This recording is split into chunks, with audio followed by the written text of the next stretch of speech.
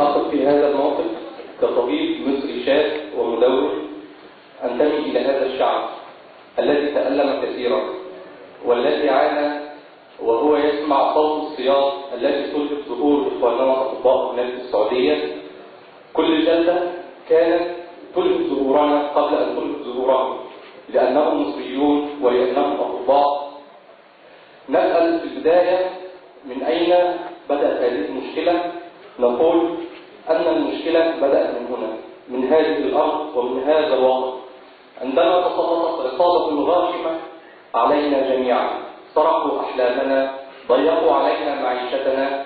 فكر المصريون أن يبحثوا عن أرض أخرى علهم يعيشون فيها مثلما يعيش كل البشر بحقوق آدمية، أناس محترمون يعاملون مثل البشر.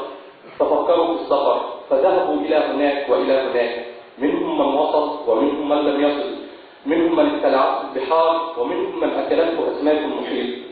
من وصل إلى هناك وجد الحقيقة المؤلمة، وجد أنه من ضاعت كرامته وأمنه وحقوقه في وطنه فلن يجدها في وطن آخر.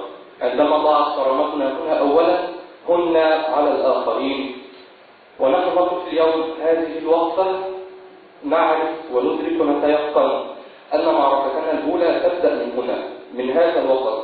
عندما تتحرر كرامتنا وعندما ننال حقوقنا سيتغير الوضع كثيرا. نقف اليوم هذه الوقفة لنؤكد أننا نرفض هذا الحكم الذي أتى إلى الإسلام وشوه سمعة الإسلام، وهو لا يمس إلى الإسلام بصلة، بل هو ضلال عقول وانحراف نفوس.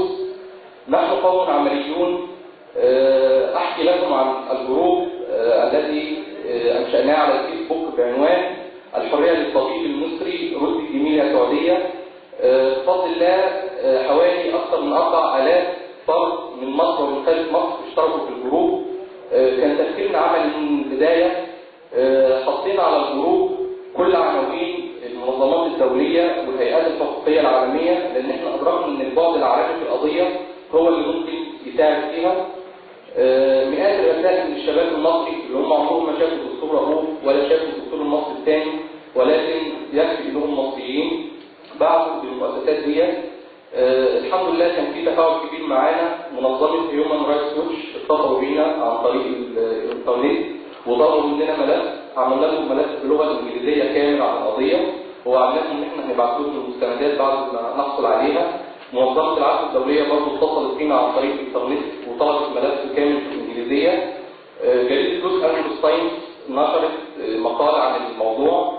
الاسبوع الجاي ان شاء الله بعض النشطاء والمدونين الاجانب بعد ما فهمناهم الموضوع هيعملوا حمله في نيوز ويك وفي نيويورك تايمز الامريكيه حوالين الموضوع دوت، على اساس انه يعني قضيه انسانيه قبل ما تكون قضيه واحد مصري.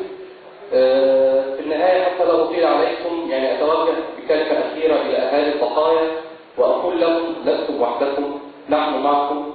احزانكم احزاننا، قضيتكم قضيتنا، افراحكم هي افراحنا. الضغط الشعبي هو الذي سيؤثر، اراده الشعوب لا يكرهها احد، وسنكمل ان شاء الله، وان غدا لننظره لقريب. وشكرا لكم.